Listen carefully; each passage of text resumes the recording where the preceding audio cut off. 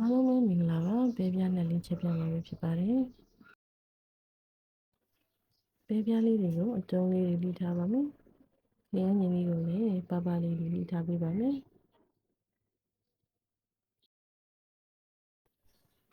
ရင်းနဲ့တော့ချက်သွန်ဖြူချက်သွန်နီငရုတ်သီးစိမ်းမုံကိုကျင်းအောင်ထောင်းထားပေးပါမယ်ပြီးရင်တော့ဟင်းနှစ်ကိုစီသတ်ပါမယ်